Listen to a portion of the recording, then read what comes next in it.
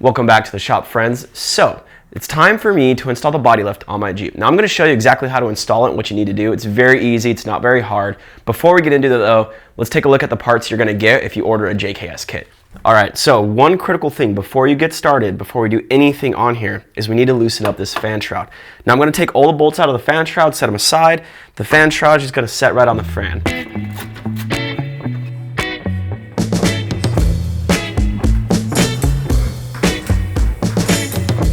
And here it is. This is your basic JKS body lift. Now a few things to mention. There are a few pieces I do not have here only because I don't need them. This is an old body lift. I elected to reuse my old body lift instead of go with a new one. One, it saves me a little bit of money, and two, there are parts that I just don't need. One of those parts that I don't need is an actual spacer for your transmission or transfer case linkage.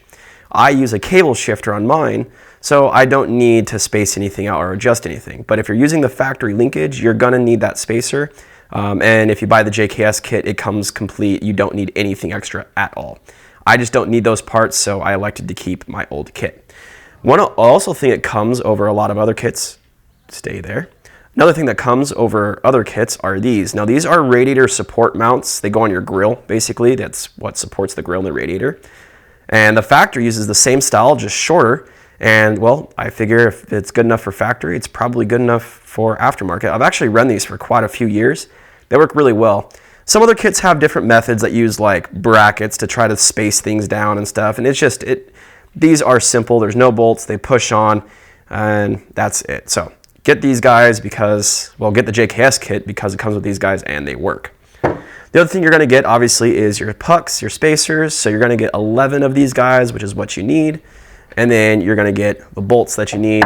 The bolts are 4 inches and a little short over here, I think 3.5, but they're 1/2 inch bolts and 7/16 bolts, just because different portions of your Jeep use, well, different size bolts. So let's go ahead, let's take a look at it. But before we wrench, I just wanna show you one thing about clearance and how I determined that I need a body lift. Okay, I went ahead and jacked the Jeep up. As you see here, I have a 3-ton Harbor Freight jack and it's all the way up. And this is a decent amount of flex, right? You would think that this is pretty much all I have considering I'm touching the bump stop, just barely, but that's not the case. Bump stops on Jeeps for the front, they compress, so I have about another inch.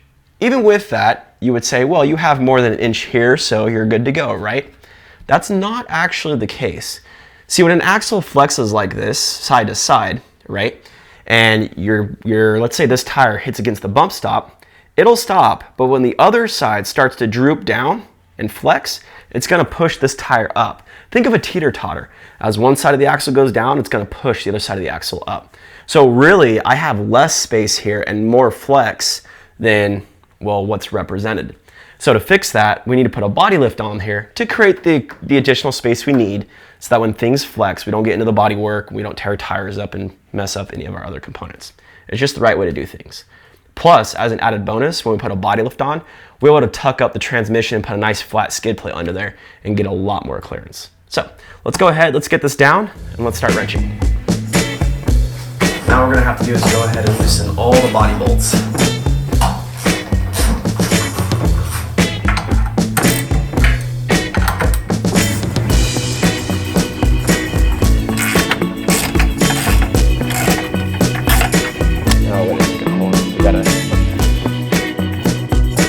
This piece is hard normally.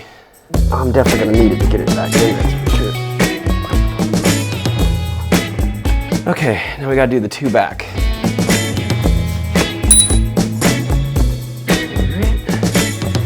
Go down.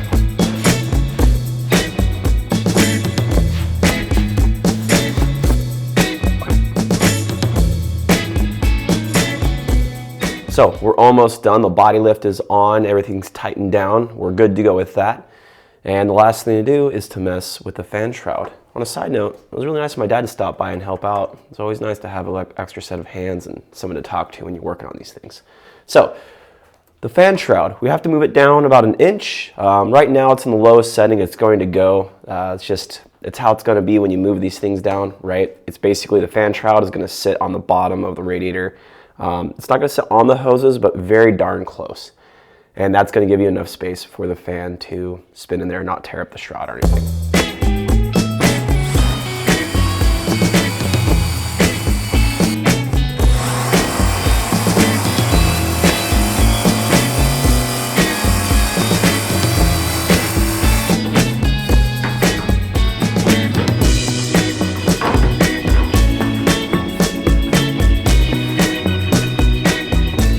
And we are done. That was pretty simple, right? So plan about an hour and a half to 2.5 hours to get this body lift done.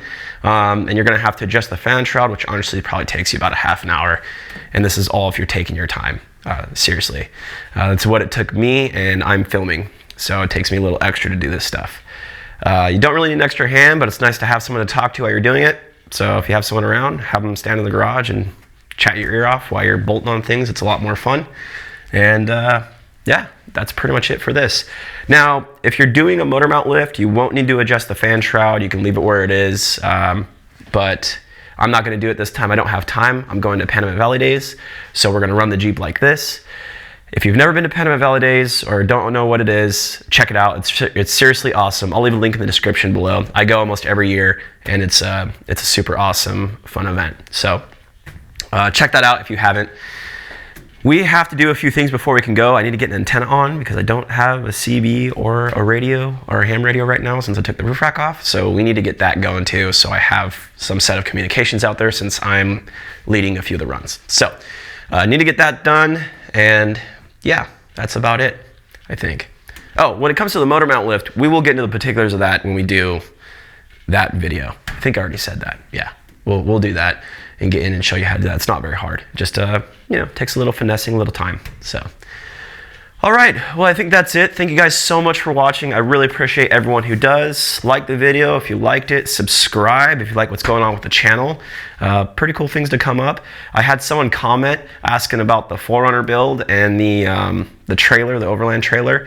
We are bringing the Overland trailer back in, and we are going to do a different build on it. Mainly, I don't have a roof rack, so we're going to need extra space. So we're bringing that back in, and the 4Runner project will come in, and we will get that started as well. Just I moved, and I have to get a whole shop set up in order to tackle something like that 4Runner, because there's a lot of things wrong with it, and I don't know anything about it. So it's going to take a lot of diagnostics and time to figure out what's going on there, and it needs a lot of work, to be honest. So. And I want to do the trailer first because we like camping. So the trailer is going to come first, and then Overland build for the 4Runner. So, all right. Well, that's pretty much it. Thank you guys for watching. I really appreciate it. And we'll see you in the next video.